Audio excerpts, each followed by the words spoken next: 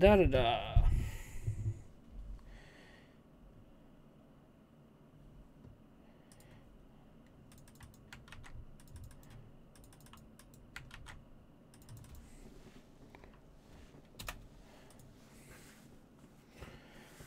All right.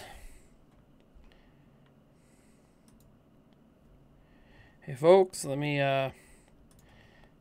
just get the two chats up here.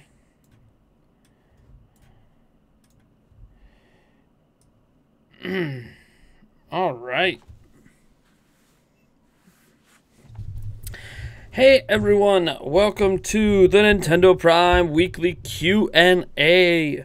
You can basically ask anything, although obviously we try to keep things related to Nintendo around here. We are Nintendo Prime, so that's just where we like to go. So first off, hey to everyone who's chatting so far with the Derpy, Mon Channel, Jesus Alfaro, Alicio Blanco, Bill Cipher, Switch Owner 24, Ezekiel Vega. So, just like every Q&A, the very first questions we're going to get to are those from our patrons. We put up a post exclusively to our patrons on patreon.com/Nintendo Prime. And you could submit questions for this for literally, you just got to give as little as $1 per month, and you'll be able to guarantee your questions are answered. And then I spend a good amount of time answering, because I know sometimes when I take questions from the chat, I kind of rush through things. So that's not what we're going to do today. When it comes to Patreon questions, I try to spend more time answering them because those are the people that are directly supporting us. Now, we only got one Patreon question, but this is a very difficult one to answer. So we'll see how in-depth I go, but this comes from our Patreon supporter, Taylor. And it says, can I discuss my history with Zelda Informer and how you came to found Nintendo Prime? I asked because I followed Zelda Informer up until the Switch release, and then ironically moved over to Nintendo Prime, having no idea you worked for both. Thanks for the great content. And this is a tough one, but we're just going to get right into answering it. Zelda Informer was founded on, June 16th, 2007. It's either June or July. I think it was June 16th. If it was July 16th, one of the founders of Zelda Informer are going to chastise me that I can't remember if it was June or July. But whatever. I believe it was June 16th, 2007. Now, I was not part of Zelda Informer back then. I actually was working on my own site called Absolute Zelda. It was actually absolutezelda.net. No, I don't own the URL. I think actually my partner that I was working with at the time might still actually own the URL, but he hasn't done anything with it. We had an idea for a Zelda site that was completely dynamic. Now, in hindsight, in 2017, that site wouldn't necessarily be useful, but it essentially was taking the magazine approach to walkthrough guides and was trying to basically create a magazine around creating Zelda walkthroughs along with news and everything. And before we started working on that, I actually worked at Zelda Domain, a site I founded back in 1998 and ran until 2006 when I personally didn't have enough money to keep the site going. And that's when I partnered up with someone to start Absolute Zelda. As we were getting close to launching AbsoluteZelda.net, I was approached by Dennis Wyman, one of the founders of Zelda Informer, and he said, hey, look, you have a ton of experience in the Zelda community, running your site, working, being moderators at different Zelda forums, being on the Zelda Universe podcast at the time when they had one. They don't have one anymore. And he said, hey, I would like to bring you on to Zelda Informer and have you run the show. We have a staff here of like 20 people, and we don't have any direction or anyone really organizing things to make sure that we start hitting targets. So I said, well, I'm interested, but I don't really... I'm running my own project, right? AbsoluteZelda.net. I have my own project coming. I kind of like being my own boss. I don't really want to work for somebody else. So an agreement came to that I would come on to Zelda Informer as a co-owner. And the co-owners were going to be Dennis and me. There were other founders of the website, but they didn't actually own the site. They just worked at it. So Dennis and I became co-owners of Zelda Informer, and I technically joined Zelda Informer before the 1-year anniversary, but we announced it on the 1-year anniversary on June 16th, 2008. And my official title was editor-in-chief / co-owner. I kept telling people I was co-owner for many years, but, my main title was editor-in-chief. That's what I did. I ran everything, whether it was our news team, our article team, our news, whatever. So back then, when we officially announced, Zelda Informer was getting around 200 hits a day. It did not have a Facebook page or a Twitter or even a YouTube channel. It had nothing. Zelda Informer was still, despite being a year old, a blank slate. It relied heavily on editorials like The Message of Majora's Mask and pushing that over to Dig, back when Dig was like basically what Reddit is today. Pushed it over to Dig, and you would try to get as many people as you could to upvote it so it would turn to page 1 on Dig, and that's where we got a majority of our traffic from. So we'd have days like, oh my gosh, we're spiking at like 8,000 views, when, I mean, Zelda Informer in today's world could spike up to over 100,000. So it was very interesting back then. So I was editor-in-chief, and I made the decision, I guess one of the first major decisions I made after looking at the team we had is that we should be covering news, because they were mostly an editorial site. There was a couple game guides, but it was really about the Bombers team and writing editorials. So I'm like, hey, look, let's transition and let's cover Zelda news, because at the time, the site that was the leader in covering Zelda news was thehylia.com, which was ran by Michael Damiani, who now, went on to Game Trailers. Actually, he went on to Zentendo first, and then Game Trailers, and now Easy Allies. And after he created Zentendo, there was kind of a gap in the Zelda fan site community where there was no sites doing Zelda news. So I was like, hey, let's do daily Zelda news. It started out with like a post a day. I think it actually started out with like 3 or 4 posts a week and then a post a day, and then eventually evolved over time, and we started covering, fan content. I'm like, hey, we're a fan site. Why aren't we covering YouTube videos? Why aren't we covering fan art? Why aren't we covering the whole fan community, not just official Zelda news? Because official Zelda news is only going to come around, even if it's a year where there's a new Zelda game coming out, you still, a majority of the days in that year, you're not going to have official Zelda news to cover. So the news kind of complemented the editorials, and then over time, the news kind of took over, which made sense because our name was Zelda Informer. We're informing you about Zelda, and here's a bunch of news. So news became the backbone of the website, and even to this very day, news is still kind of the backbone of Zelda Informer, even after I'm no longer there. Fast forward, we're going to get into some dark stuff here. Zelda Informer, while I was co-owner, wasn't a site that really made money. Obviously, when you get 200 hits a day at a traditional website, that's nothing. You're making like a penny. Well, around the time Spirit Tracks came out, so you fast forward about 2 years to 2009. We were fortunate enough to get high ranking for things like Spirit Tracks Walkthrough. At the time, we were actually the #1 ranked search result for Spirit Tracks Walkthrough when Spirit Tracks released. And this caused the site to just explode. And during the month of November and December, the site started making some legit money. I think at the time it was like, it wasn't that much. It was like $500 or $600. And at that point, Dennis was completely hands-off on the site. He was kind of like that silent owner in the background that didn't really pay attention. And then you had me running the show. And I was really young back then. I say really young, but I was. This was back when I was like 22, 21, I think, even at the time. I always had other jobs. Zelda Informer was what I did on the side as a passion project. And these real paychecks came in through ad companies I was running, and I just kept the money for myself.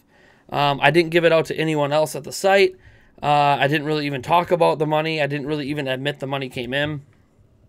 And in January, I forgot to pay the site bill, and the site went offline.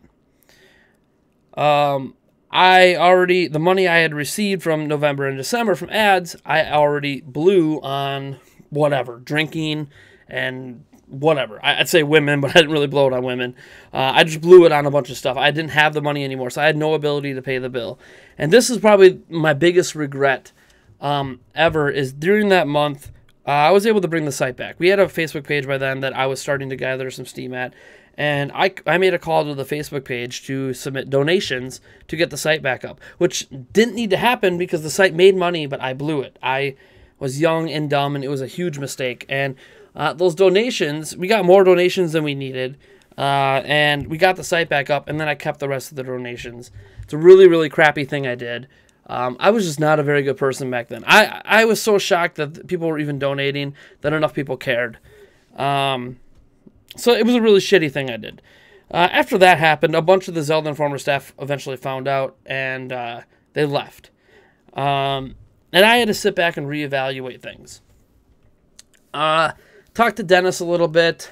He wasn't necessarily upset that I kept the money, more so that I didn't pay the bill. Because obviously I was working really, really hard on things every day. It's not like he didn't feel like I deserved to have the money. It was more so, hey, look, you could think you deserve the money all you want. You need to make sure that the site was taken care of before you take money. And whatever. So things kind of smoothed out after that. We lost almost all of the momentum from Spirit Tracks because we went offline for a month. And when we came back up, we were getting more traffic than before, but we were getting like 19,000, 20,000 hits a day. By the time we came back, we were getting 1,000 hits. And as for people saying talk about something else like Drake, this is why you need to become a Patreon backer. I'm answering a Patreon question.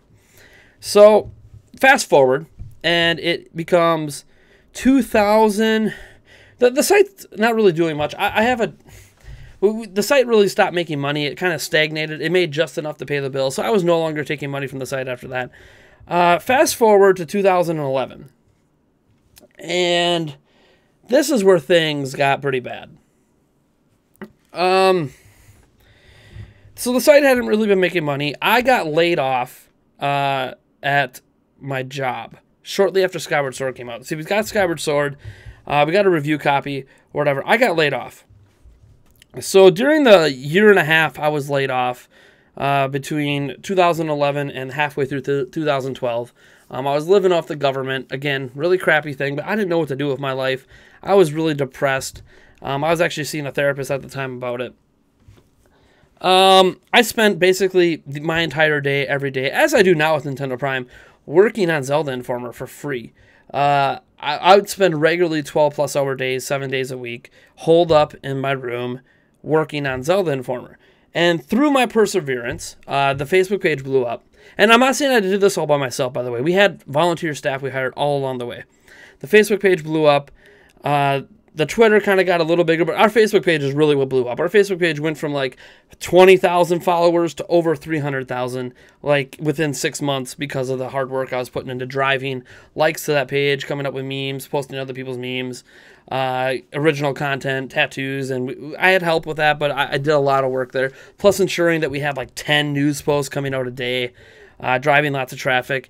And then eventually that built up to us being able to partner with a real ad company. We partnered with that ad company, and then the site started making some real money. And over the course of that period, the site made about $11,000. I pocketed all of it. I actually, funnily enough, the taxes for that, I only just got paid off last year because I never paid taxes on it.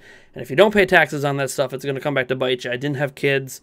And obviously I was getting money from the government, so like it was just kind of a big, I screwed myself out of like a majority of that money. I ended up having to pay like $8,000 in taxes, because I was allowing myself to get money from the government while I was also making money as technically a sole proprietor. So, it was bad. This isn't even too long ago. I was like 25, and during that time, the site stayed online. There wasn't like any threats to the site going offline. I always made sure the bill was paid. Dennis came back after not really being around for like 2 or 3 years. And he's like, hey, heard some complaints from the staff that we've been making money and you've been hoarding it. And I'm like, yep. So he took a look at the finances, took a look at everything, because I had to give him access. He was co-owner. And he got pretty mad at me, as expected. It was a pretty crappy thing I did. I should have gave some other staff some money, at least. If I had done that, he probably wouldn't have been mad. So we made an agreement at the time, a verbal agreement, that for the next 2 years, I would basically work for free. I would continue to run the site. I'd push it as hard as I did, and I would do everything I did for free. So after doing all of that, and I know some people say I'm incriminating myself. I'm completely guilty. I'm not shying away from it. And the people, the fans even found out about it at the time. So it's not like I shied away. I was open and honest about it, and I never had the money to pay it back at the time. And I don't even have access to those records anymore. It was all on PayPal, and I can't even access those PayPal records because they're so old. There weren't any big donations. It was all like $1. It was like 200 people that gave $1 each. It doesn't make it okay, by the way. So what sucked about everything when I made that agreement with Dennis isn't that I that I couldn't make any more money. That was fine. I wasn't allowed basically to make money again until Dennis made the equivalent of what I made in that year. And it took 2 years at that point to make back the money that I had made in Dennis's pocket. And during that time, we decided to launch Gamnesia.com. And I was one of the co-founders of that. A year after that launched, I decided to hand over the reins of Gamnesia to Colin. Because Colin's just a guy who's like my right-hand guy. Because I realized I couldn't effectively run Zelda Informer and Gamnesia at the same time. So I let him take over the reins at Gamnesia. I was still co-owner of Gamnesia, I just wasn't editor-in-chief. And I went back to Zelda Informer, and I focused on rebuilding Zelda Informer, because Zelda Informer had gotten stagnant over that year that I've been running Gamnesia. So Zelda Informer bounced back. We bounced back in a huge way. We went from a year where we had less than 1 million viewers to the following year that I came back. This was like 2016. That year we had like 13 or 14 million viewers compared to 1 million the year before. So it was a huge difference when I came back. I was back to my passion. I still wasn't making any money until July. So July of 2016. No, I'm sorry, 2015. July of 2015. That was the last year that Dennis owned the site. July of 2015 comes around, and Dennis approaches me and says, hey, look, because I still owed like $1,000 or something for the 2011 incident. And he says, look, if you give up your ownership in Gamnesia, I will consider your debt paid off for the 2011 year. And that's because he wanted to bring on a staff member to Gamnesia that didn't like me. And I understood. I was offended because I felt like I was being forced out of something that was partially my idea in the first place. But you know what? With all the crappy things I have done in the past, I deserved it. So I said, fine. That's fine. And from that point forward, we also made a new agreement with Zelda Informer that I would make a percentage of the income. So all the money would go to Dennis, and I would get a % cut of that money after bills are paid. So I became a paid employee of Zelda Informer around July 2015. And granted, I worked at Zelda Informer for a total of 8 years. I was only paid for 2.5 of those years. So most of my time at Zelda Informer, I never made anything. So you fast forward through all of that. I'm refocused on Zelda Informer. I'm building up a walkthrough team. We were trying to challenge Zelda Dungeons walkthrough rankings. And we get to the end of 2015, and Massis, the owner of Zelda Dungeon, I think was getting a little perturbed that Zelda Informer was rising up in the walkthrough rankings on Google, because that was his bread and butter. That's how he made his living, his money, his income. That's what Zelda Dungeon is. It's the walkthrough website for Zelda. And we were challenging that. So he approaches Dennis with an offer to buy the website. And I'm supposed to be co-owner. This is actually where I kind of get screwed back. An agreement was made to sell the site for a pretty penny. It was under $100,000, but more than $50,000. So you can try to guess. I'm not going to tell you what the exact figures were on what Massis bought Zelda Informer for at the end of 2015. And I was initially excited about the sale because I was under the impression that, hey, I'm co-owner, so I should have 50% of that money.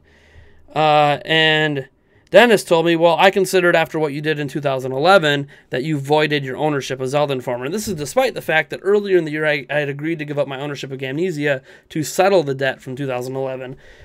So basically, because we didn't have anything down on paper and I didn't want to go through a lawyer to sue him, I kind of let it go.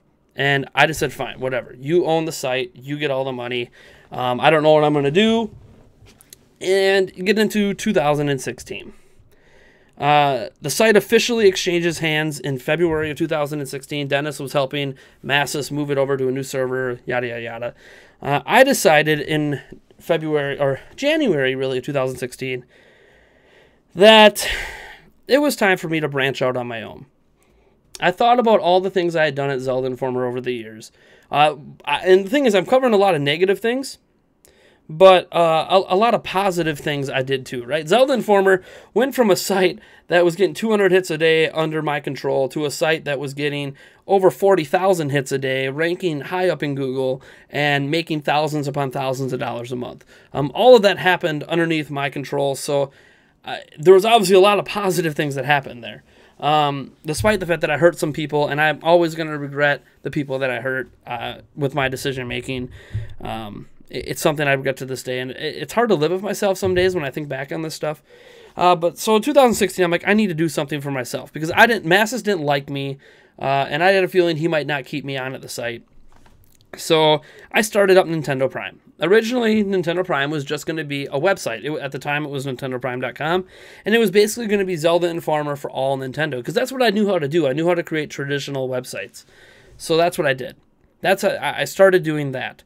I met with Massis in January in person. First time I've ever met him in person. He lives in Chicago. I live up in northern Wisconsin, and we met down in Madison, Wisconsin, to have a meet and talk about the future of Zelda Informer and if I had a role there. And that's where we agreed upon my contract for the next year. We agreed on, it wasn't even a year contract. I think it was 6 months at the time. But I ended up staying on for a little over a year. We talked about our contract, about the future of Zelda Informer, where we're going to go, yada, yada, yada. Well, during 2016, Zelda Informer, under the new ownership, he was messing around with ads a ton. And in doing so, Zelda Informer basically made no money in 2016. So he was paying me out of his pocket because of my contract without Zelda Informer really making any money. And ultimately, I think that's probably why I was let go on April 30th, 2017, earlier this year. Because reality was he couldn't afford to keep me, is basically it. And I don't think I can't say what's going to happen right now with Zelda Informer. I know something that saddens me that's going to happen with Zelda Informer, but he knew I was heavily opposed to something he was going to do or wanted to do the entire time, because he brought it up at our meeting and I was opposed to it then. And I'm still opposed to it to this day, but it's going to happen now, and there's nothing I can do about it. Yeah. And it was... The whole time I was running NintendoPrime.com, I had never even considered YouTube videos. We started a podcast up in the summer of 2016. That's the Nintendo Prime podcast, me and my best friend Eric. We were just having fun and BS, and I went to E3 in 2016 representing Zelda Informer, created a bunch of content. And one video I made during E3 was me battling, at the time, it was called Step Talus. It ended up finally being called Stone Talus. And I was one of the first people to get a YouTube video up from E3 beating it, and that YouTube video blew up on the Zelda Informer YouTube channel. And I started thinking in the back of my head, we didn't make any money off that video. But I was like, why am I not making YouTube content? I don't know why I'm making YouTube content. Why I'm not making YouTube content. So, Massis, he's an interesting guy. I think in general he's a good person, but he has a hard time just like telling the truth to people at times. So we had a meeting, him and I, in December of 2016, and I expressed to him my fear of getting let go at Zelda Informer because I knew Zelda Informer wasn't making any money. And that we needed to figure out what the future was. And he told me a number of options he was considering. And one of them was just handing Zelda Informer over to me, him becoming a silent owner. I take on the full finances of the website, but I also can make all the profit. Basically, he washes his hands of the website. I can't make walkthroughs there, but I can return Zelda Informer to glory, and whatever. And that was one option he discussed with me. Then he had some other options, but he said in every option that he came up with, he had no intention of getting rid of me. He told me this at the end of December, and we extended my contract until April 30th at that point. And he said, we'll revisit this in April. But I just wanted you to give you confidence, Nate, that I'm not going to fire you. 2 weeks later, he doesn't even call me. He just messages me and says, just to let you know, I'm terminating your employment at Zelda Informer. No discussion. This is after he just relieved me right before Christmas that I wasn't going to have to worry about my job. He yanks it out from under me, which I guess that's the cruel reality of the business world. People will tell you one thing, but because you don't have a guaranteed contract in place, it can get yanked. And at that time, I obviously said, okay, I guess I'm going to Nintendo Prime full time. And that's when you guys started seeing more videos and more content being made for Nintendo Prime. I know this is a long story. I apologize. So we're almost caught up to today. So I was pretty shocked by the news after being informed that he was going to keep me on and then literally tell me I'm fired.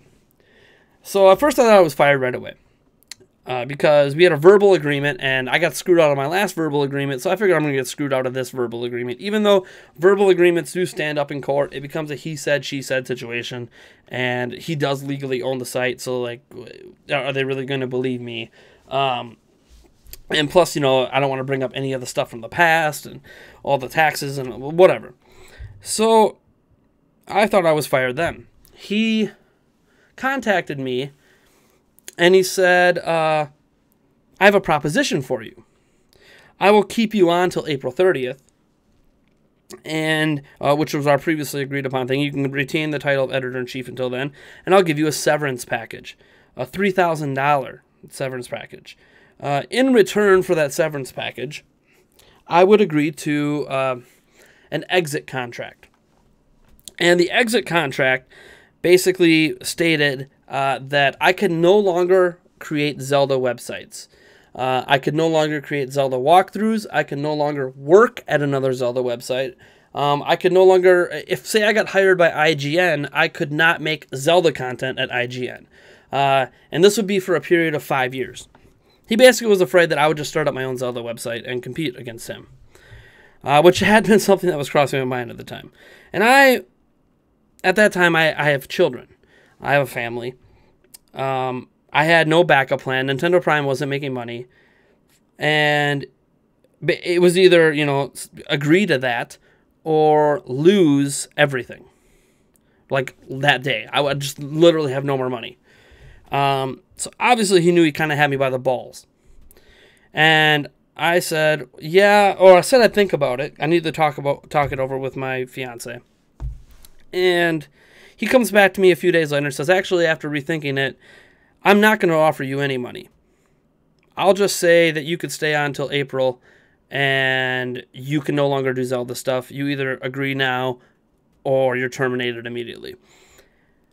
And on top of that, he turned it from 5 years to 10. So until I am 40, I cannot make a Zelda website. I cannot make Zelda walkthroughs. I can still cover Zelda at Nintendo Prime, but I can't make Nintendo Prime like a Zelda-focused website. Like I can't make a majority of my content be Zelda that happens to have other Nintendo content. Zelda needs to be covered in the same way that I would cover any other game. So I didn't know what to do. I originally was going to say no. Before I got my contract with Massis, I was actually working at McDonald's, and I was willing to go back to McDonald's. And just work full-time there again. You get health benefits. It's not the greatest pay, but we didn't have a lot of bills, despite the fact we had a lot of kids. At that point, we had just had our third child in August of 2016. So I had a newborn. And last time I had a newborn was my son Aiden, 4 years before now, in May of 2013. And literally 2 days before that, I got laid off at I actually was working in a programming job at the time, and I got laid off 2 days before he was born. That really sucked too. As I said, Zelda Informer really wasn't always my primary source of revenue until like 2016. So I didn't know what to do. It was either agree to the exit contract and give up my dream of having this amazing Zelda website that I wanted to create passionately, or agree to it and my family still has money for the next couple months, and it gave me a couple months to decide what I want to do with my life. And part of me regrets it to this day, but I reluctantly agreed to the contract, the exit contract, as was. So we later amended it. But I got to stay on at Zelda Informer. Got to get, I think at the time it was $1,200 per month for January, February, March, and April. So for 4 months. And it kept me afloat. In that time, I basically completely stepped off as Zelda Informer. Because our agreement, it said I was allowed to still like run the site and create content if I wanted to. But once I knew I was being fired and forced out the door, I kind of lost my motivation to build Zelda Informer into something greater. So I basically just stopped working at Zelda Informer and didn't really appear on the site outside of a sparing post here and there until my exit post on April 30th. And during that time, I decided I was going to try to make Zelda Informer, Nintendo Prime a thing. A thing I can do. What has to be understood about me as a person and my passion for this stuff is I'm not stupid, right? I might sound stupid. I've done some stupid things. We've all done stupid things. But I'm 31 years old right now. And I know that YouTube may never make enough money for me to support my family. I know that Nintendo Prime may never make enough money to support my family. I know that at the end of the day, I might not be able to do Nintendo Prime for the rest of my life. Just like with Zelda Informer, although I'm actually in control of Nintendo Prime, so I control when I leave. But knowing all of that, I'm not dumb. So I'm back in college. I'm taking college classes because even though I had that programming job, I didn't have a degree. So I'm back in college for a programming degree. So I have a fallback plan, basically. You know, if this all bombs, I finish college and I move on to a different career. And I'll probably still make some Nintendo Prime videos here and there. It just won't be daily. There won't be this massive amount of content I do now. It won't be these live streams. It'll be more subdued. And if we grow bigger, we grow bigger. If we don't, we don't. So I have a backup plan because I'm not dumb. I'm a father of 3 with a fiance in this house. I'm not gonna say it's a big house, but it's a house.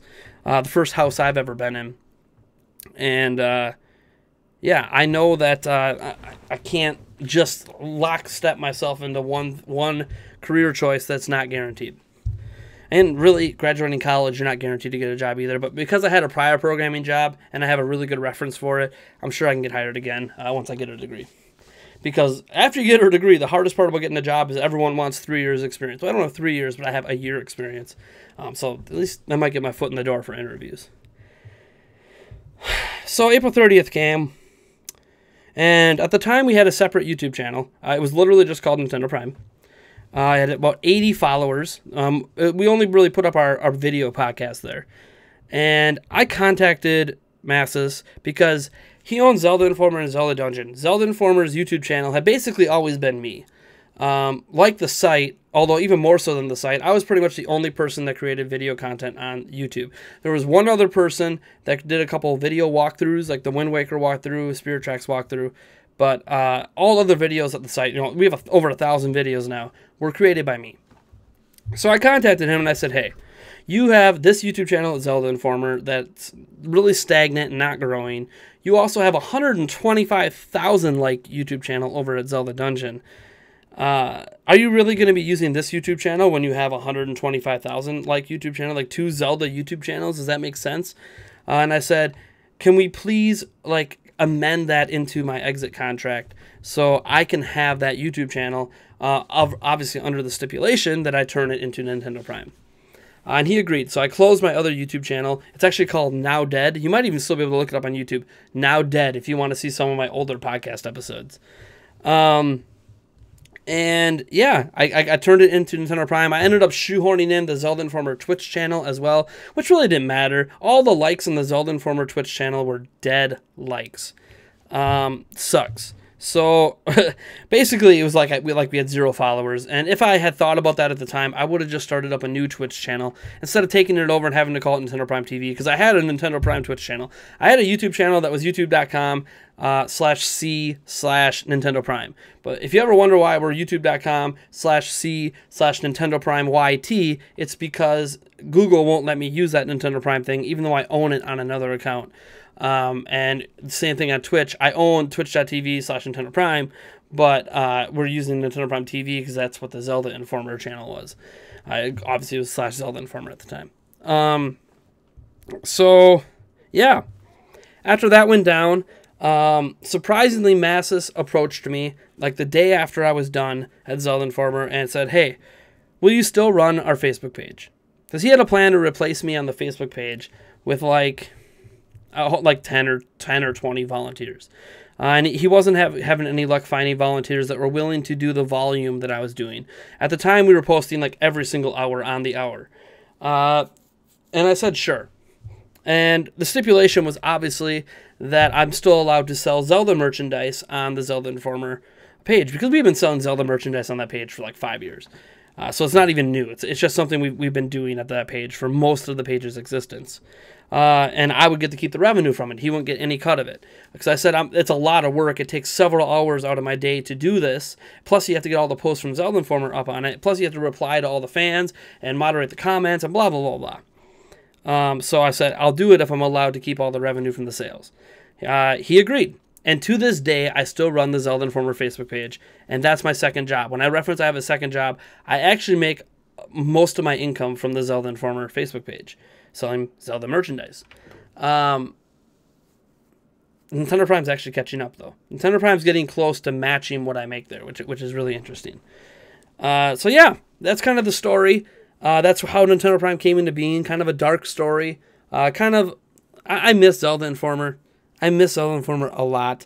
During 2016, I was so dedicated. I was scared. I was always scared because of me and Massis' history that he was going to fire me. But he kept reassuring me it wasn't going to happen. But you know what? At the end of the day, now I'm doing Nintendo Prime. And I have to say, despite all the stuff I've done, despite what it took to get here, I really couldn't be happier. As much as I miss making Zelda sites and all that stuff and doing what I know, doing what I loved back then, YouTube has really opened my eyes. You guys have opened my eyes. Because YouTube's a wonderful place, full of wonderful people. When you made content at Zelda Informer, there were some passionate fans that knew I was editor-in-chief and making a majority of the content over 8 years. But for the most part, people, when they read stuff on a website, when they're reading news especially, they don't look at who wrote the news. They don't care. When they're reading an editorial, they might not even look at who wrote the editorial. They don't care. They just read the content, they pass by, they enjoy it, and they leave. On Facebook, it doesn't tell you who posted an image, so people didn't realize that for 8 years it was me, or 7 years, it was me on Facebook doing a majority of the image posts, and all the posts, really. So YouTube's interesting in that it's personality-based. You're on camera. Or if I'm not on camera and it's voiceover over gameplay, it's still me. It's very personal. You can't take the person out of the work on YouTube. And it's made me realize how much more I enjoy, not just like being recognized for what I'm doing, but how much I really love making videos. I had made some videos in the past. I didn't realize how much I enjoyed making videos until about a month after I decided I was going to start making regular videos. And we weren't even doing daily videos at Nintendo Prime at the time. We had our podcast, and then I'd make like 2 or 3 other videos during the week. And now we do daily, sometimes several. Like 2 days ago, we had 6 videos in a day. That's crazy to me, that like thinking of where I came from to a day that I put out 6 videos. Like, what? What? And what happened now is, right now my contract as Zelda Informer only runs till December 1st. I don't know if I'm going to get extended again. I'm not going to count on it. If I've learned anything from Massis in the past, there's no guarantees I'm ever going to get extended with anything. So, the reason I work these 100-hour work weeks right now is that I am putting basically 95%. I have like 5% of my energy I put in the Zelda Informer's Facebook page. 95% of my energy right now is put into Nintendo Prime. Our website's back up. We're getting posts out on that every day. Our Facebook page is back to growing. We're giving away a copy of Super Mario Odyssey. I'm getting daily videos out. I have a brand new series coming out called Arguing with Myself that I think you guys are going to love. It's got some comedic value to it. Plus, it's got like some serious conversation and debates going on with myself and multiple personalities. It's going to be crazy. Which hopefully I'll have that episode out before the end of October. I know there's only like 10 or 11 days left in October, so I might have to push it to November. We'll see. That's a series that isn't going to be like every week. It'll be at least every month, but yeah, it's been a journey. It really has. And part of me at Nintendo Prime feels like a weight's been lifted off because I've been so focused on I need to cover Zelda. I need to cover Zelda. I need to cover Zelda. It's so nice that I can sit back now and be like, look, I play more than Zelda games, man. I know a lot about Zelda games, but I play so much more than that. But that's why if you ever see my office, there's so much, like that corner over there where you see the Skyward Sword link box, that corner is all Zelda junk. You've seen my Majora's Mask on my wall, my Breath of the Wild thing, my Legend of Zelda Light, all the Zelda amiibo I have. The reason I have all this Zelda stuff is because that was my job, or that was my passion for 18 years of my life, was running Zelda sites. So now that I run a general Nintendo thing, I'm trying to get more other Nintendo stuff that I want. Like I want all the new Mario amiibo, the wedding amiibo stuff. I just want some more like just in general Nintendo stuff because I love Nintendo, man. I'm not just passionate about Zelda. I'm passionate about Nintendo on the whole.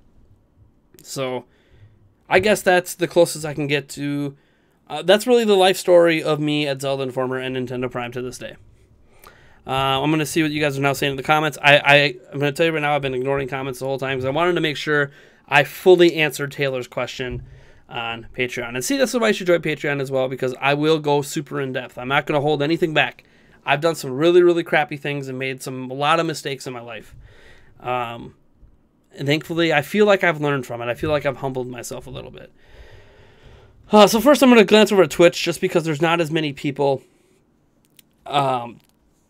over there chatting, so it's easier for me to go through the comments that are over there.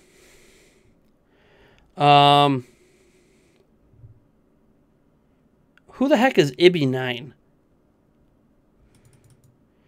I don't know if I can believe that. Oh, so on Twitch it says Ibby9 has donated $5 with the message to the dab. Ibby9 has donated $1 with the message, enjoy the money. Ibby9 has donated $100 with the message, what are you talking about? I'm new. What? I don't know how donations work on Twitch. Do I even have a donation link on Twitch? I've got a Patreon link. Yeah, I don't even have a donation link, so I think that's false. I think that's fake. So RedKS173 over on Twitch said, Nate, are you satisfied with NBA 2K18 finally has online game for the Switch after the crazy Enrage update? I'm happy. Yeah, you can play with friends now. It was kind of a ghost update. It wasn't even included in the 10.6 gig update. It was just kind of ghost added a few days ago. Yeah, of course I'm happy. Am I happy with NBA 2K on the whole? I told you guys, I love NBA 2K. My criticisms of it don't change. They are still what they've always been, is that the game was not ready at launch, and it was buggy on all platforms, laggy on all platforms. They got their crap together, and now the game's good. But yeah, I've always liked NBA 2K18. It's one of my most played games on Switch, and it's going to continue to be because I love the NBA. You can't tell. Milwaukee Bucks, even though they lost tonight to the Cleveland Cavaliers, I'm a big basketball fan. So yeah, I mean, I'm satisfied with it. I was always going to. I didn't want to review the game for a multitude of reasons, but yeah. Mac like the truck over on Twitch said, have I done Master Mode Trial of the Sword? I'm having a hard time. No, I have not. Also, the Bucks look good this year. What do you think of the 76ers? Did they win today? Let me check. I have a tab open with fantasy basketball. I'm in 2 fantasy basketball leagues. Can't remember. I thought they were winning against Boston. Okay, no, they lost. So I think the Sixers are very entertaining this year. They'd have to learn how to win. That was the big thing. They were really pumping themselves up. Ben Simmons and Embiid and that new guy they just drafted this year. I'm drawing a blank on his name. They look good, but they have to learn how to win. The 76ers have this culture over the last 8 years of losing. So they have a ton of talent, but until they can figure out how to win, I think they're 0-2 right now, or 0-3. they got to figure out that aspect before I could take them seriously. But they have a ton of talent. Red Chaos 173 said, "When are you going to do?" Oh, I should bring up my things. I can see new subscribers or whatever's happening. So let me see here. Red Chaos _ 173. When are you going to do the next video involving Blaze Blue cross tag team coming to the Switch? I'm not going to. I did an article about it on NintendoPrime.net. See, this is why I really still want to have that traditional website, NintendoPrime.net. It allows me to cover things that I'm just not going to make videos for, either because I'm not passionate enough about it or I just don't have time. I can only make videos about so much stuff. So NintendoPrime.net is going to have like all the extra news that I don't do, on YouTube. I mean, in fact, today I think we posted up like 4 or 5 things that, again, a bunch of that wasn't posted at YouTube. Mac Like the Truck said, "This is the good story, man. American Dream stuff with drama. You're a good dad and all that." I try. I mean, I didn't talk anything about my fatherhood, but obviously the big thing is that I need to make sure my family comes first. That's why I have the college thing going on, and why I as much as I want to, like, Nintendo Prime is everything, I need a backup plan. Crap hits the fan and I can't afford it. I have to get another job. So, Red Chaos _ 173 said, "Nate, you are not all alone. We all make mistakes in our lives at least once. You did what you have to do in order what was best for you and your family, and I will continue to support you guys through YouTube and Twitch content." Thank you. All right, let me head on over to YouTube here. There's a lot of comments. I think I actually went all the way back to the beginning, maybe. We're going to see here. I'm trying to get... So, yeah, there's been a lot of chat on YouTube. So, again, if I don't get to your question tonight, this is why you should go to Patreon, support us for $1, and then guarantee your question gets answered. SwitchRollers24 says, "Am I looking forward to Super Mario Odyssey?" Of course. Duh. I just haven't decided if I'm getting a physical copy or a digital copy yet. I need to decide soon. Because digital I can play at midnight. I don't think my GameStop's doing a midnight launch. I have to check with them. If they're doing a midnight launch, I'm getting physical all the way. Let's see here. Moving on. When does Brawl Out come out for the Switch? I don't know. Type it in Google. Google search it, man. I'm not going to Google it for you because I don't know off the top of my head. Dallas Milton says he's a long-time fan since Zelda Informer. Awesome. Thank you. Let's see here. Farley198033 says, "Greatest Legend of Zelda item of all time." Man. The greatest item of all time. Fierce Deity's Mask. I mean, it's kind of a cop-out because it's like the most powerful item Link's ever had. But, and does it count as an item? I mean, it's a mask. I guess it's a thing. Let me see. Pray for Gordon Hayward. Yeah. Dude, that injury was so nasty. You got to clean my room. Yeah, it's actually not that bad. This little mess you see back here is nothing. In an exclusive video log that I do for the month of October for our Patreon backers, so only they get to see it. You're going to see how messy this office was before I did that log. Because it was basically, hey, let's clean up the Nintendo Prime office vlog, and then also it gives an early preview of arguing with myself. Because, I don't know, Patreon backers get extra stuff. Brandon Medina, remember me? I've seen you in a stream before. Talk about something else. Okay. Ever played Rhythm Heaven series? If not, I recommend it. Gravity the Ghost said that. I have played the Rhythm Heaven series. It's fun. I like rhythm games. Like, I'm not like this massive fan, but like if I have it or someone hands me to it, I will play it. Nolan Lake, I already responded to that during my thing about Nintendo Prime. Elizabeth Bellinger said, "So you are a crook." I have it coming. Now,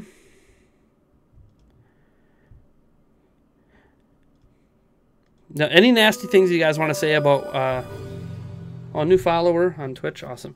Any nasty things you guys want to say about me on about my past? It's cool. I deserve all of it. You can bring on all the hate you want for the stuff I did. There's nothing I could say. I did some bad stuff. Let me see.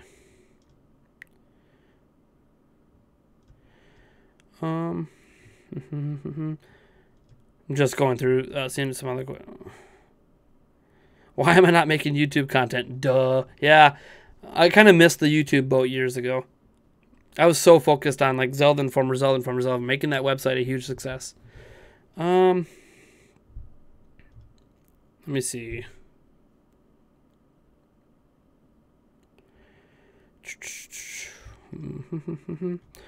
Landon, as always, trying to bring console wars into the debate. He says rank down the current consoles.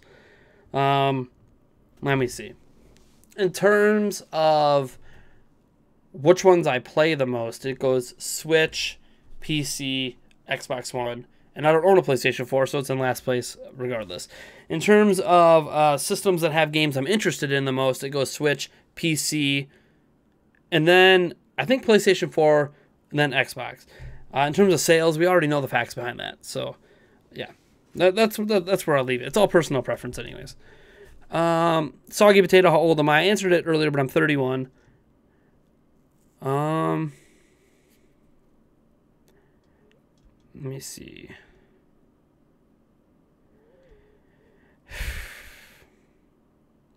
SUCC me. Yeah. Are you telling me I need experience before I have experience? Yeah, right? It is so hard getting a job out of college. It really is. So many, especially a programmer, every programming job wants years of experience, but you can't get years of experience without being hired. And there's some companies that are like, oh, I'll give you an internship. You can work for us for free for 3 years. It's like, but most people can't afford to work 40 hours a week for free. Internships, paid internships are fine. But a lot of internships aren't paid, so it kind of sucks. Check my email. Didn't I respond to your email, Mark? I know what it's about. Mark Greenberg. Unless you sent a new email today. I'll go check quick. I don't think you did. Oh, you did do something.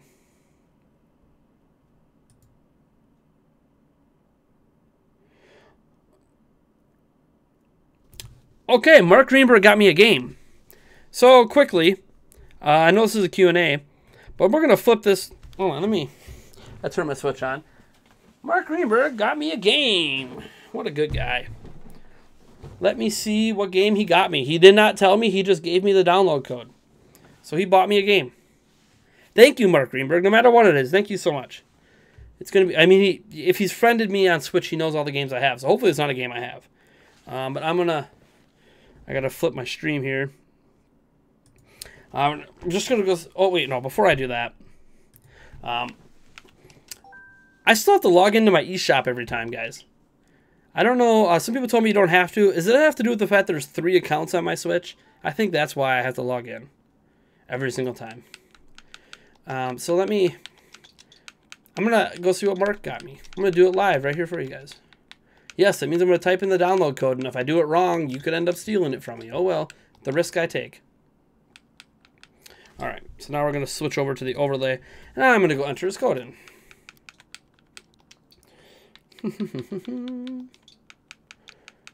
I have no idea what he bought me, so let's see here. And now there's I think you can preload games now, so this could even be a future game if it's available for preload. 654... I'm sure some people are like, what are you doing? You're showing us. One.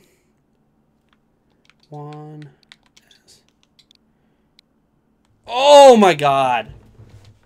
No way.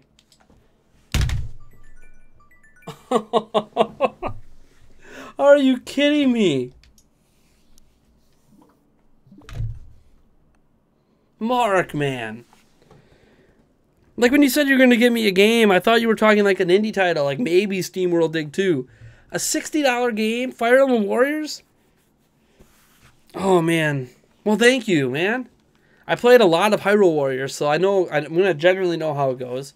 That's awesome. And now you guys are going to see Fire Emblem Warriors footage.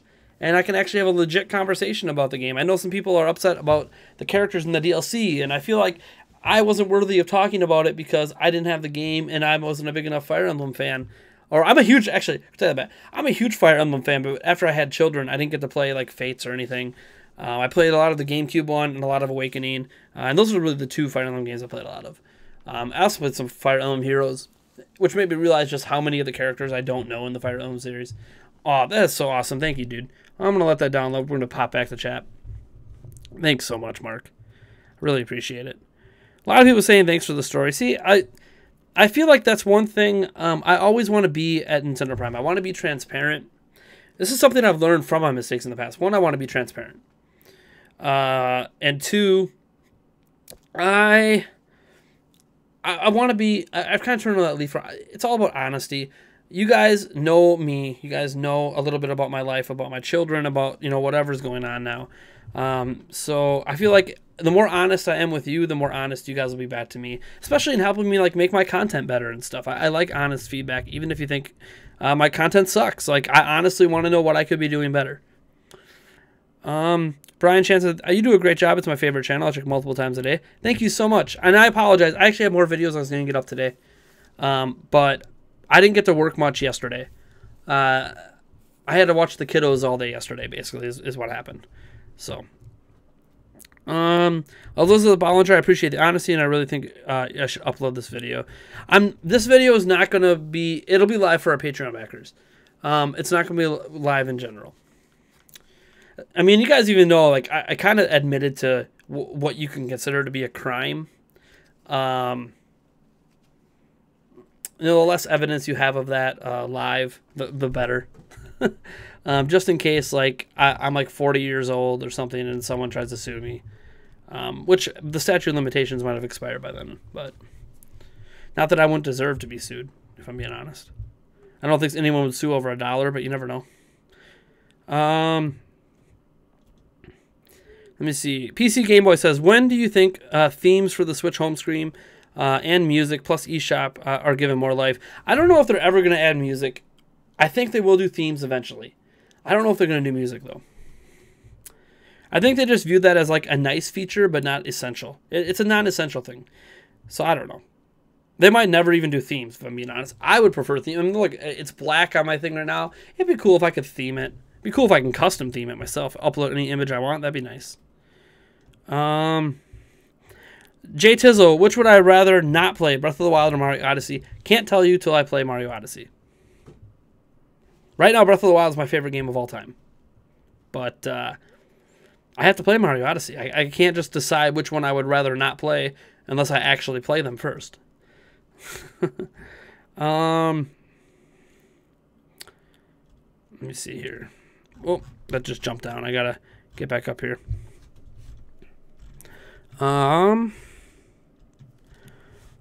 Deep story, blah, blah, blah. Duo Master says, Nate, I'm going to keep asking for a release date. If you can't tell us, then when might you? A release date for what, Duo? You're going to have to tell me what release date you're talking about. Is it a piece of content I'm making? Or I have no idea what you're talking about. SUCC me says, are you going to have two of you in one frame? I hope your argument with myself series is well scripted and well edited. If there are two of you talking back and forth in a frame. Yeah, basically, I'm not going to give away the entirety of the series, but there's going to be two of me. Yeah, arguing with each other. It's actually going to be, how do I put it? It's hard to explain, but we're not going to be talking over each other per se, at least not much.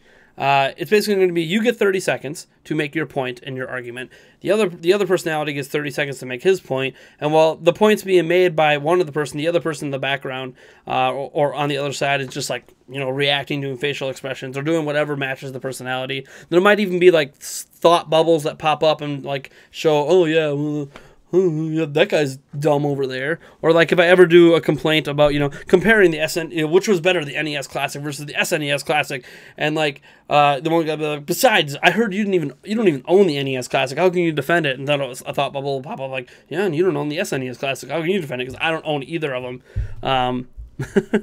So it's a very time-consuming editing process. as for scripting, there's basically a bare bones layout of what of points I want to hit, and otherwise it's going to be kind of raw, but not like there's going to be multiple takes for me to get it right.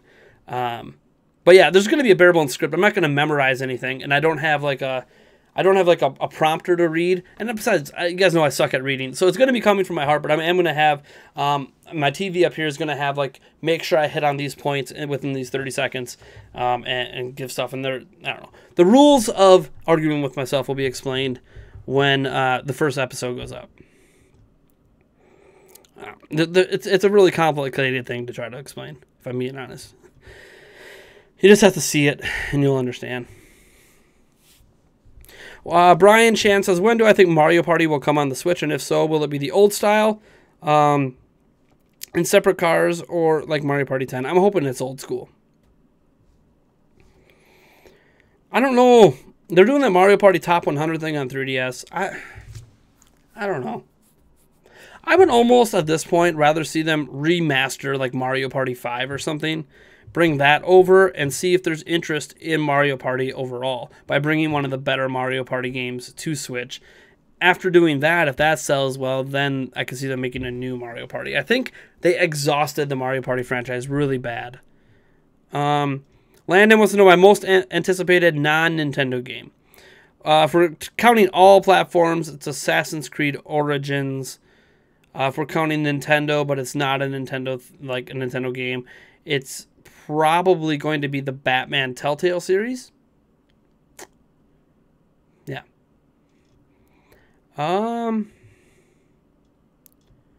See. William Mayabauer says, I'm a little behind in the video, but watching it live. But you beating Step Talus was what made me a fan. Miss this kind of stuff. Zelda Informer and Zelda Dungeon have both changed big time. They have. But I'm not there anymore, so it is what it is. Let me see. All the excitement leading up to Breath of the Wild was epic time. Yeah. That's one reason I wanted to make sure I went to E3 in 2016 was to make sure we covered Zelda correctly, and I think we did a good job, but it is what it is. Where is that podcast with the Wolf Den? He said you two were doing one soon. Ooh, he mentioned me. Thank you, Wolf Den. Next week. We just recorded it last night. And let me tell you, it's a doozy. 3+ hours. Well worth it. Entertaining stuff. Alessio Blanco, when did I start gaming? First time I ever picked up a controller was, I said this before, playing Punch-Out when my dad went to the bathroom. I was like 4, something like that, on the NES. When I started seriously gaming was when I got a Game Boy for like my 5th or 6th birthday. And then I went from that to like PC gaming back to SNES and N64. And I was doing PC gaming kind of the whole way. I always loved PCs. But I was a Nintendo gamer most of my childhood. I did own a Sega Genesis as well. Well, my dad did, that I played a lot of as well. And then PlayStation 2. Didn't own a PlayStation 1. I still own a PlayStation 3. Can I use it for DVDs right now? Or Blu-rays? What's pre-purchase and preload?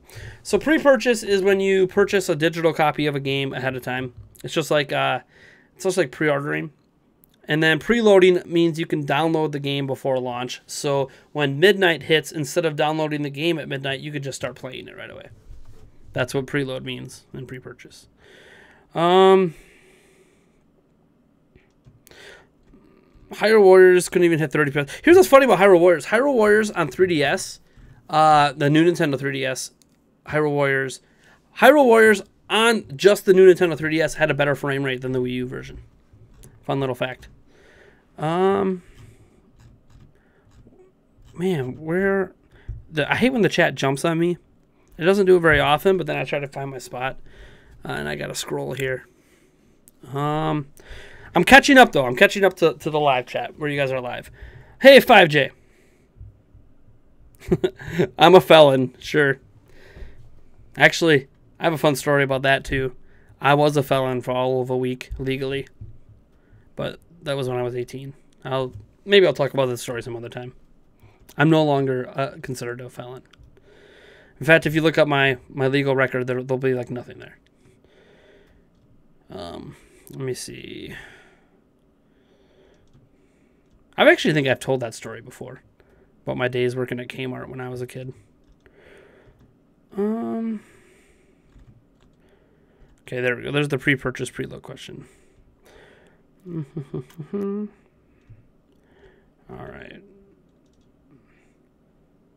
Why does it say I'm online on Switch? Well, I'm downloading Fire Emblem Warriors. That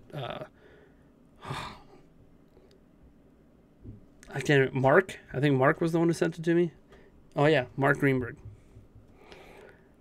It should be Conversations with Myself by Cinema Sins, where he sits on both ends of the table and both of his personalities talk to each other. Yeah, it's not going to be like that. Too much editing. The way I'm going to do it, it's more like that MatPat series, like Deadlock. It's not exactly like Deadlock, but that's more of an idea. That'll give you kind of an idea what arguing with myself is kind of like. When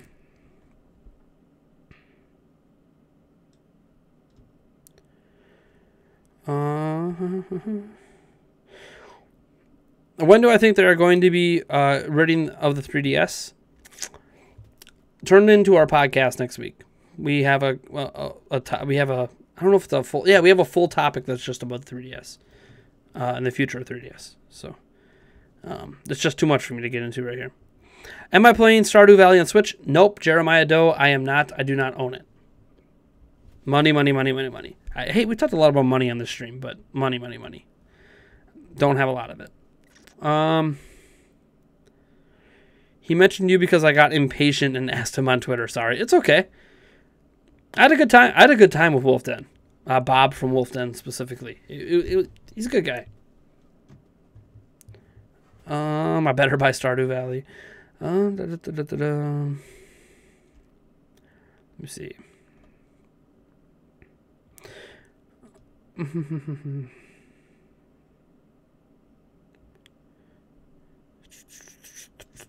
Okay, I have caught up with the live chat. Cool.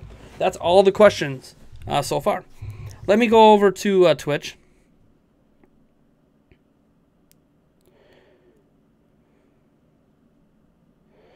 Oh, I know I can change it. I don't mind. Everyone can know when I'm on. It doesn't bother me. Now, when and if Switch enables a messaging system, I will probably change it so only best friends can see me when I get online. But right now, I don't care if everyone knows when I'm online. Not like I have anything to hide. Oh no, I'm playing a game. And anyone who follows me on Switch knows. All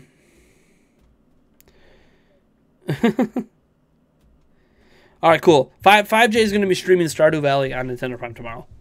Especially since people keep bringing it up. Let's see here. My first video game console, well, Game Boy was my first. That was mine. Man, it's tough because the NES was my dad's. The Genesis was my dad's.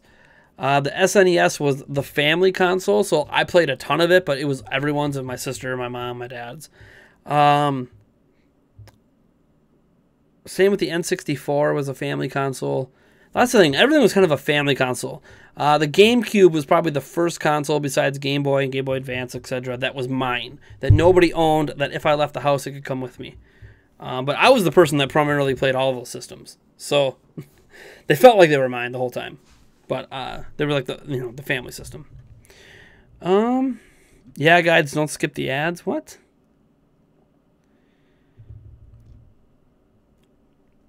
I don't know why people are talking about ads, but all right. Time is invaluable. Always skip ads. Let's see here. Oh, I'm just scrolling down here.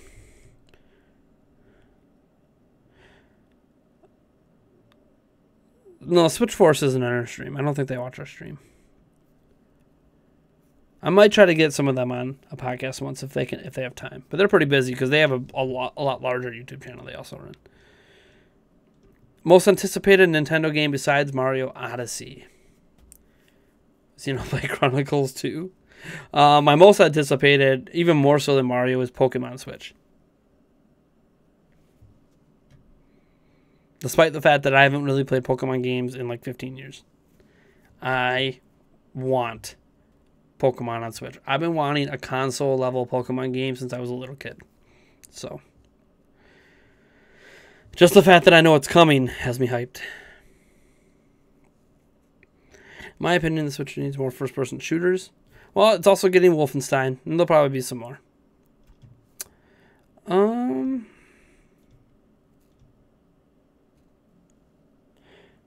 Red Chaos _173 says 5J and Nate. What are your thoughts on BlazBlue Cross Tag Team? Don't have many. I've only seen some news on it. I haven't watched a lot of videos, so I don't really have a lot of thoughts on it right now. I'd have to go watch some more videos on it. I don't know enough. I think some people get embarrassed when people see how many hours they put into a game. I don't get embarrassed. This is what I do for a living, right? I play Nintendo games. I talk about Nintendo games. I report on Nintendo games. I show off footage of Nintendo games. I create conversations around Nintendo games. I don't care. People can see that I log hundreds of hours. Like, in fact, I'm embarrassed that I only have 125 hours logged in Breath of the Wild. I thought I'd have at least 300 by now, which I probably will by the time I'm done with my Master Mode 100% run. But, yeah. I have no problem. People can see how much or how little I played. I think it builds transparency too. Like if we ever hit our Patreon goal of $300 and I start doing game reviews, I can't lie. I can't be. I like that I can't lie to people. That I can't say, hey, so I spent 60 hours playing this game for review. Well, if you log on and you see, oh, only 5 hours I played. Well, it's on a private account. No, transparency. You can literally go and see that when I say I spent 60 hours playing this game, I legit played 60 hours playing this game before review. Should Metroid Prime have the same realistic hiccups.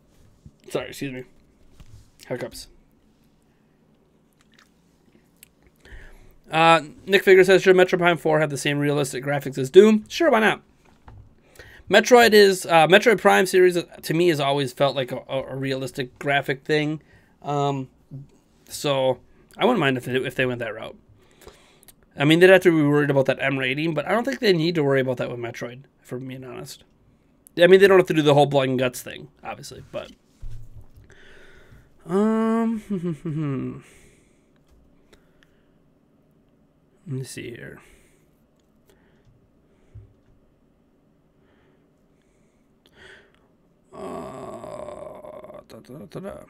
What would you rather do? Play your least favorite game for 50 days or work for Konami for 5 days? I'd rather work at Konami for 5 days. I mean, you're asking me if I'd rather play games or make games. I mean, especially if it's only 5 days. Even if they're like making me do crunch and working $100 work weeks.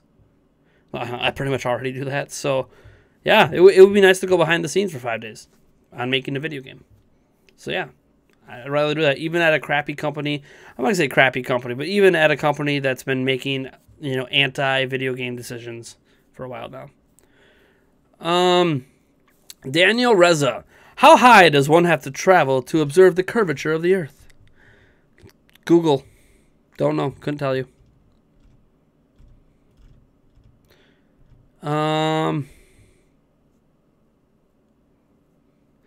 They make good videos with the click. See, I like Sandy.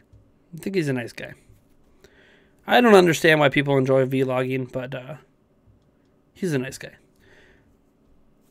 Blake Floof, is it true Skyrim only runs at 30 FPS on Switch? I don't know. Off the top of my head. Probably. I mean, I think most AAA games are going to be running at 30 FPS. You're not going to see a lot of 60 FPS AAA games. In fact, I think it was 30 FPS on other systems too, so I don't even think that's a big deal. If you want more than 30 FPS, get it on PC.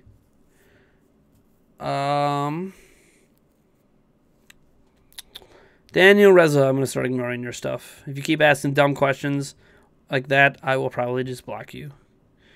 I know that you're trying to troll. Let's see here.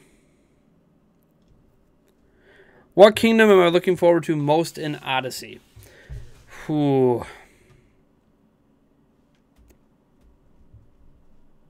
See, I've been staying away from a lot of spoilers. Whatever kingdom has the dinosaur in it, ever since they showed the T-Rex, I've been wanting to take over that T-Rex.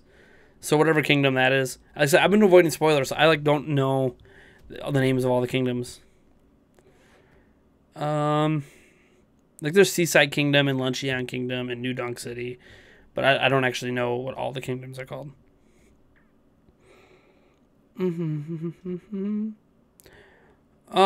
Nick figures, how far will it be before Mario actually has hair textures, like in the promotional photos in Odyssey? He has more hair textures in Odyssey, but nothing too major. I don't know. Does Nintendo even care to do much with hair textures in Mario? Probably not. I think art direction's going to dictate that they're really not going to ever do a whole lot with hair textures. You might see some fringe stuff, but yeah, I don't think they're ever going to. As long as they keep Mario in the kind of style that they've been using in Mario really since the Mario 64. Landon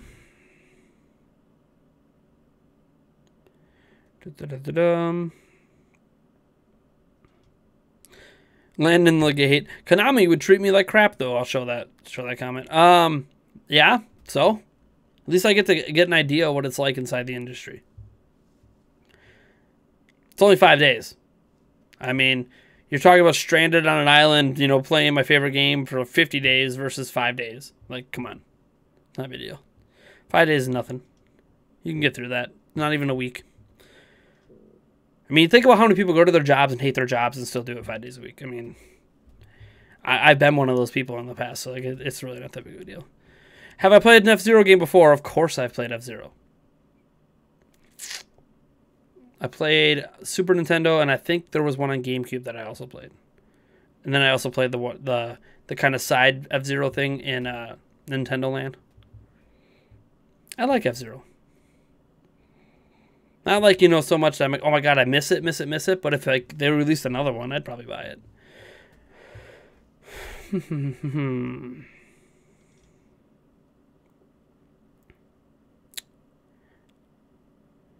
Daniel Rezzo wants to go 1-on-1 in ARMS. I don't own ARMS. Don't know what to tell you. Don't own the game. Didn't have enough money to buy it at the time. Haven't had enough money since to buy it, really, because there's been more games coming out than I want. So, will I own ARMS one day? I hope so. I hope to own a complete library of Nintendo's first-party games on Switch. I actually want to own the entire Switch library, specifically the entire Nintendo physical Switch library someday. That is like a goal of mine. I want to make Switch the first console I own all physical games for. Just physical ones that release in North America. I don't need to be crazy and grab like the Japanese versions or games that only release in Europe. I might get there someday, but Nick Figure says, I know power isn't everything, but should the next Switch at least be as powerful, if not more powerful, than the current PlayStation 4? I'm sure the next Xbox and PlayStation will be out by then, so I think it should. I don't think it matters. Again, we actually have a topic coming up on this in our podcast next week with me, Wolf Den, Eric, and one of our patrons on it. So we had a good talk about power. So yeah, just wait for that, because I feel like it's going to be way more informative of my opinion than I can give right now, especially since I'm starting to wind down the Q&A.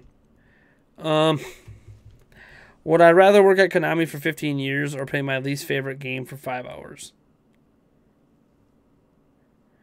I mean, no matter what way you put it, Landon, I'm going to choose the one that I feel is least punishing. So 15 years inside Konami or my least favorite game for 5 hours. Why wouldn't I just play my least favorite game for 5 hours and avoid 15 years? The thing is, if I worked at Konami for 15 years, I probably loved working there, I assume. And it was a stable job with a stable income, which isn't always a bad thing. There's advantages to working at a company. Even they can treat you like crap, but if they keep giving you a regular paycheck, I mean, that's why a lot of people stay at jobs that treat them like crap. Because, hey, they pay you. It's regular pay. It's consistent. You don't got to worry about not having a paycheck at the end of the week. At least there are some studios that actually had a problem paying their people. But Konami's never had an issue paying their staff. So, let's see here. Soggy Potato says, Nate, do you believe in aliens? I mean, they definitely exist. We are not the only creatures in the universe, but do you believe in intelligent aliens abducting people?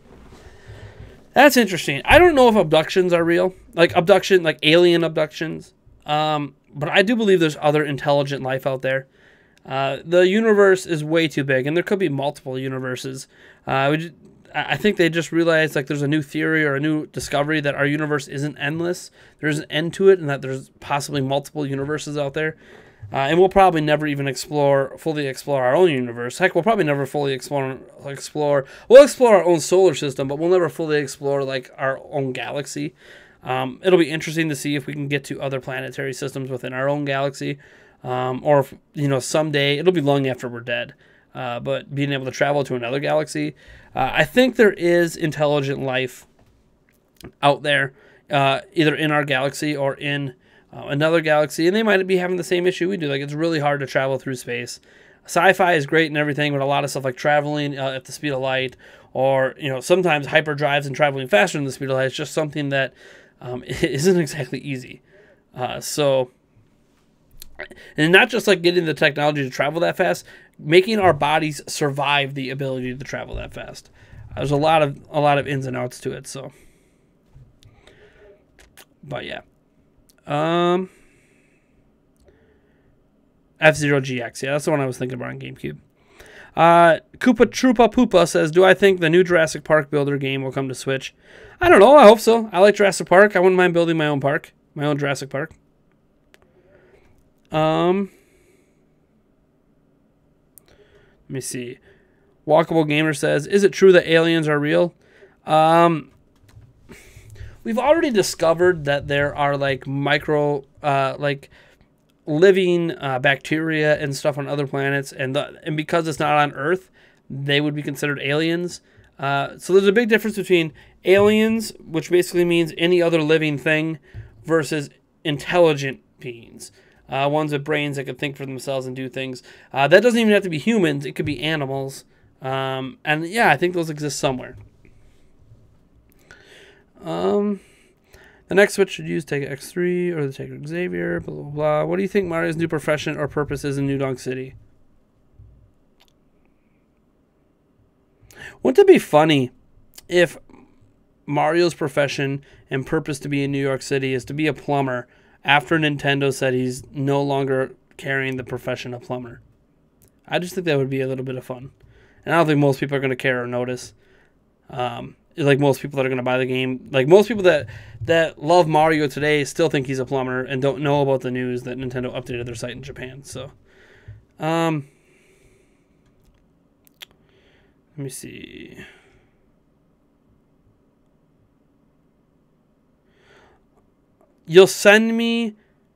I'll send you my copy of ARMS. Email me your address. Hey, Brian Chan, I don't want to borrow games from people.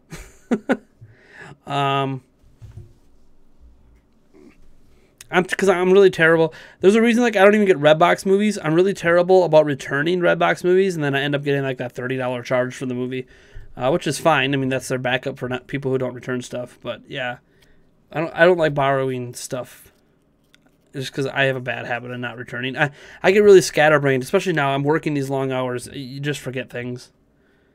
Like I sold my modded 3DS, and I actually almost forgot to send it. So,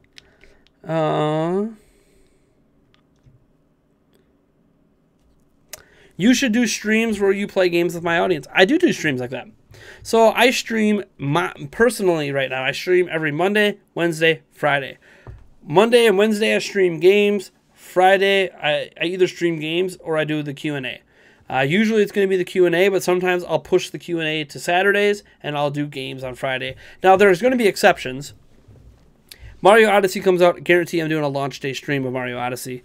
I would have did a launch day stream of Fire Emblem Warriors, which is today, but it's still downloading and it probably won't be done before the day is up. So we'll see. Maybe I'll sneak in a stream of Fire Emblem Warriors this weekend. I don't know, but yeah.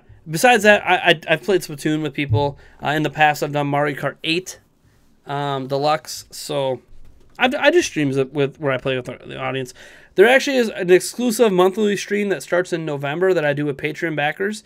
And patrons basically get to choose what game I play, and they get to play with me or watch. It's up to them. It'll be a vote. So, yeah, once a month they get to guarantee they'll get to play with me, which is nice. Let me see. How do I like the Bucks roster from Keezus? I like it a lot. I know they lost today, but they just had a breakdown defensively. I feel like they probably should have pulled Greg Monroe a little sooner. I'm of mind that Thon Maker needs a little more minutes right now. I think he's been looking really, really good the more and more they play him. Nothing against Greg Monroe. I just don't think Greg Monroe had the quickness to keep up with Tristan Thompson out there. So he was just out rebounding him and out fighting him and back cutting him because he's just faster than Greg Monroe. So we needed somebody like Thon Maker out there to stop that run by the Cavs in the third quarter. But I like the Bucks roster overall. I think they're pretty deep. Yeah. I would just like to see some of Teletovich's shots actually go down. He's basically only worth putting out there if he's making his three-pointers like Kyle Korver was today. So he needs to start making his three-pointers. I feel like we are overpaying. Like John Henson, I would like to see gone. I feel like we're overpaying Delly, but I really like Delly. So I think we can afford his salary if we could get rid of John Henson. Yeah, really just John Henson. And Teletovic, we're overpaying him right now because he didn't have a good year last year. And so far he's had a bad start to this year, but we'll see. I like the roster overall. The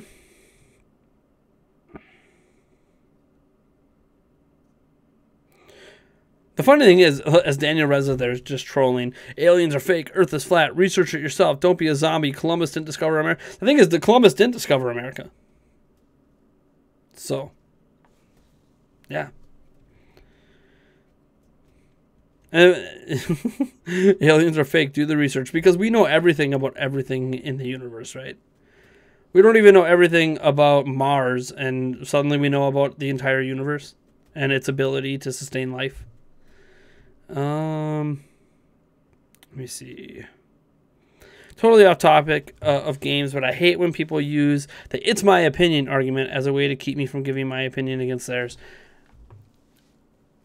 I sometimes use "it's my opinion" or "in my opinion." When I use that in like a debate or an argument, I'm mostly clarifying because I feel like sometimes I'll say stuff and I can notice the other person responding to me and getting really upset about what I'm saying.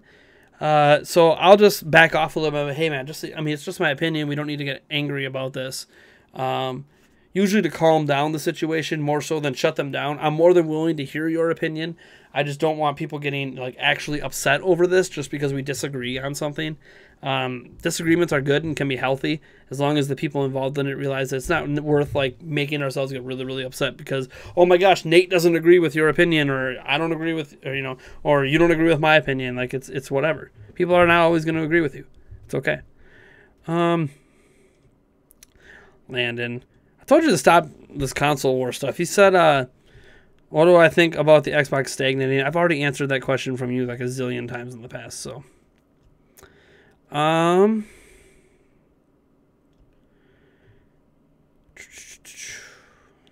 me see. Just going down here.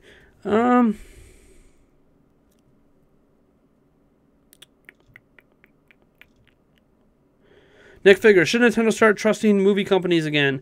I know they're kind of scared from their past movies, but I think in the right hands, a Zelda or Metroid movie could be awesome. I think so. Why not? Pokemon can pull it off. I think Nintendo's other IP can do it as well. So, yeah, I definitely think they should trust. I won't even mind another Super Mario Super Show or something. I've been watching that lately on Netflix. I really enjoyed it. I can see why I liked it when I was a kid. Oh, I can keep ARMS. Oh, man. Brian Shan, if you want to send me ARMS because you're not playing it anymore, here.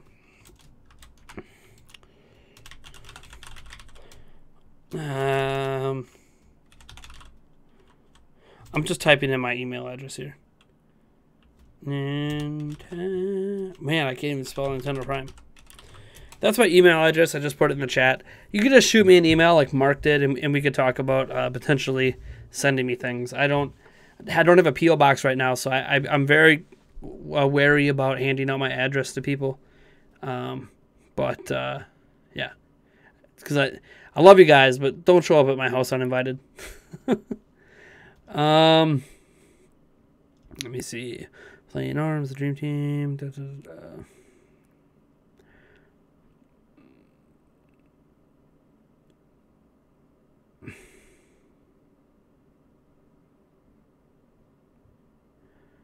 I don't know what's this full of it thing that Nolan's talking about. Have I ever played the Ratchet and Clank games? No, I haven't. I've watched a lot of videos on Ratchet and Clank. It's one of those things that I was never really a PlayStation gamer, but that would be a series that as soon as I buy a PlayStation 4, I'm going to get that new Ratchet and Clank game out there. God, that game looks so good. Yeah. I thought that other games just always look fantastic. Thing is, even as an adult, I was going to say even as a kid, but as an adult, even limited gaming funds, you kind of got to allocate it. Unless you happen to just make really, really good money with a lot of disposable income. Which I used a lot of my disposable income when I was younger at the bar. So, yeah. Thinking of all those nights that I was at the bar that I could have spent that money on video games. But, whatever. It's a phase that's in my past. This stream has more viewers than usual. We actually topped over 30 people watching back when I was telling my Zelda Informer story. Kind of interesting watching that peak happen as I'm destroying my reputation.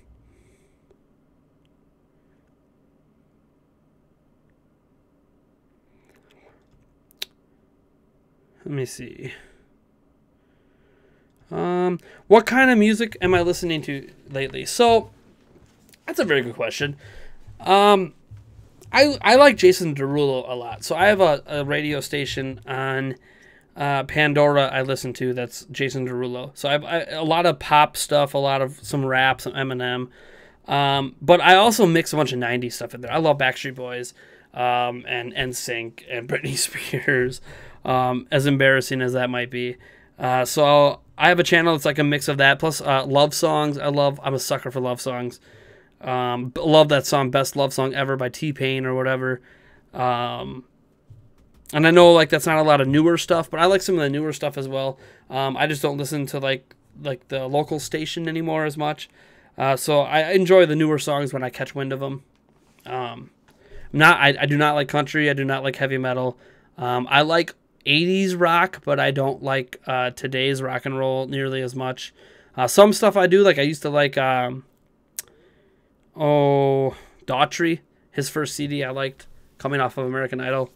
But yeah, I kind of like a mix. Country is the one thing I just will not listen to country or heavy metal. Just have no interest. And the thing is, it's not like I can't handle it. I just don't. I prefer to listen to something else if I can. And Christmas music, a job I had at this Country Treasures / Hallmark store made me hate Christmas music. So I have no more Christmas music. I also really love a cappella music a lot. Plus, you always have like the classical, violins and strings and orchestras and stuff. I love that stuff too. Let's see.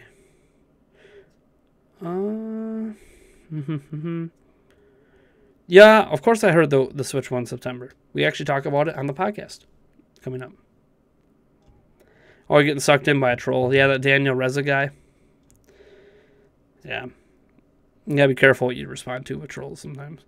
Why did I hardly play any PlayStation console? Because I don't know if you heard, I ran Zelda sites for 18 years, and I played PC games.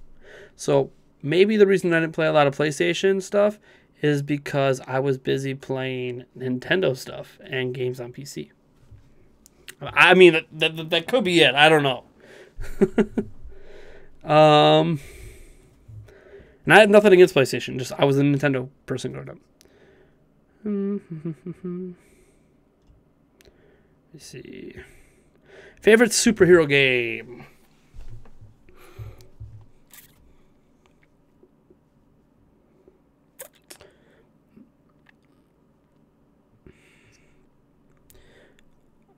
Maybe Batman Arkham City right now. That's like the only one I've even played in like the last 20 years. Probably Batman the Telltale series once I play it. I haven't played a lot. As much as I love superheroes, I watch a lot of superhero shows. I haven't played a lot of superhero games. Maybe because Superman 64 back in the day just really turned me off from superhero games. I kind of do want to play that new Spider-Man game coming out on PlayStation 4, but someone said they hate pop. Sorry, I'm not surprised. A lot of people tell me that.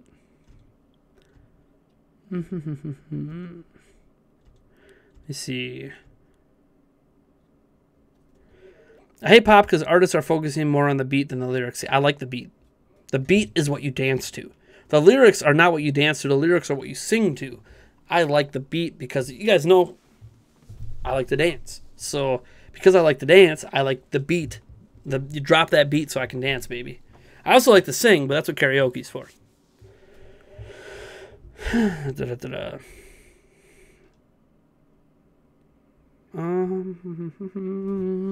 Have I ever played the Halo games? Yes, I have. Halo 1, 2, and 3. Did not play Halo 4. Or was there Halo? Is there 5 Halos? Oh no, I didn't play Halo 5 either. If there was. And I actually had a copy of Halo Combat Evolved pre-ordered back in the day, and I didn't get to play it because I love like tactical strategy games like that. But I had to cancel my pre-order because I needed the money for something else. So,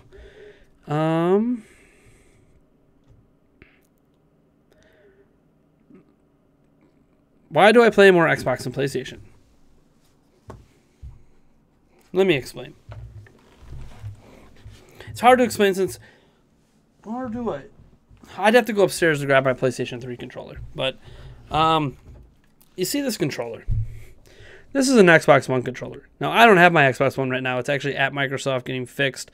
And I think when it gets back, I'm just going to trade it in and put money towards Xbox One X. If I can find a place that'll give me a pre-order. When you see this controller... Sorry, it's off camera. This controller is comfy. The PlayStation controller, that where the two sticks are down here, really cramps my thumbs and hurts to play. So this is nothing against, and I know you're going to tell me I can make this controller work with PlayStation. There are third-party controllers that are just like this now. I know, I get it. But I primarily play with first-party controllers. That's just the way I am. I mean, there's the Hori controller, but I play with this, the official Switch Pro controller. Which I could probably turn off. Well, whatever. The battery on it lasts forever anyways. So, it's just more comfy. The controller is more comfortable to hold for me. When I do this, and have my fingers down here, after about 15 minutes, my hands, my thumbs start really cramping up and I get a lot of pain and I just can't play games for like the rest of the day. Sometimes I can't even type. It hurts really bad. So, that's why. It's nothing against the games, it's the controller. I cannot stand the controller.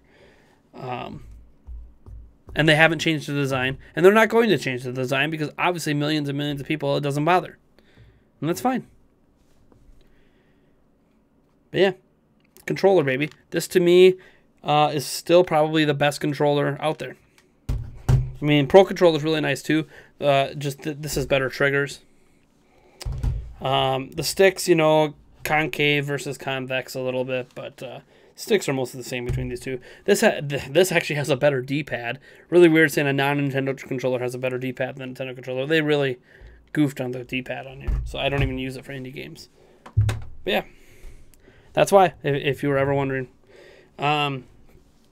And if you're ever wondering why I even own a system besides Nintendo, it's because of Madden. If Madden would just be on Switch, I wouldn't even own an Xbox. I'm that big of a fan of Madden that I will buy a system to play it on. I used to play Madden on PC. They stopped making the PC version of Madden in 2007. That's when I started buying Xboxes. So, let me see here.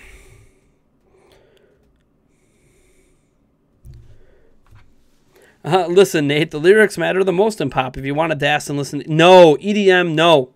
No. I hate EDM. EDM is not... EDM is rave music.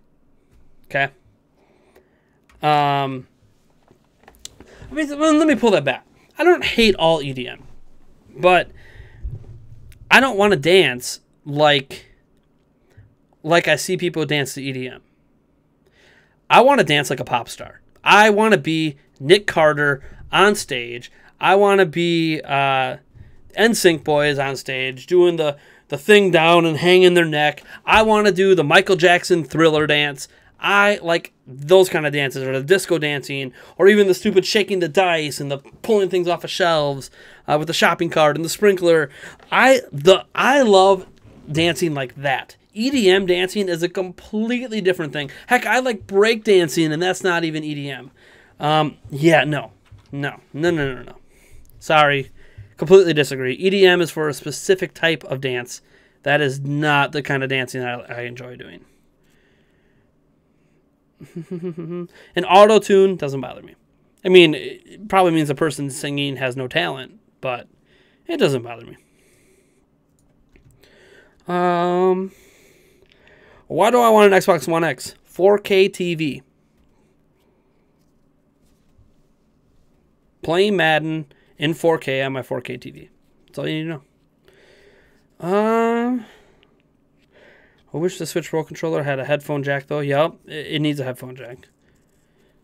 Especially now, they support USB headsets now, so, I mean, literally, they need to revise the controller and either put a USB thing on it or a headphone jack.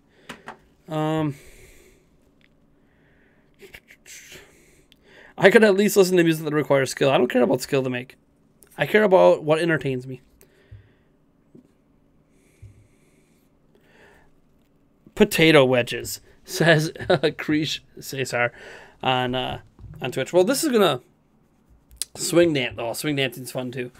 All those classical kind of dance things, swing dancing and even polka dancing. Oh, fun stuff. There's a lot of polka in Wisconsin. Oktoberfest is all polka everywhere. Might go to Oktoberfest this year. I'm not 100% sure yet. We'll see. Money dependent. It's coming up here soon. Anyways, folks, that's going to wrap it up for the stream. I just realized it is 10 p.m. Central. I have some other videos I need to make, some other content I need to make because I didn't work much during the day today because I had my kids. They're in bed now. I need to get some stuff done. But yeah, that's going to do it. If you'd like to support us, head on over to NintendoPrime.com, or I'm sorry, Patreon.com/NintendoPrime. For as little as $1 a month, you get access to Q&As, all of our live streams, a bunch of stuff, $5 a month, early access to our podcast. And we have an awesome podcast coming next week with Wolf Den and an actual game developer. Yes, that's right. We have a game developer on our podcast next week as well with me in the Wolf Den. So good times ahead. Enjoy. Thanks for your love and support here on YouTube, for subscribing, for sticking through, for not unsubscribing after I told you how terrible of a person I am. And I will just catch you guys in the next one. As I can't even get to my shutdown because I have too much stuff open right now.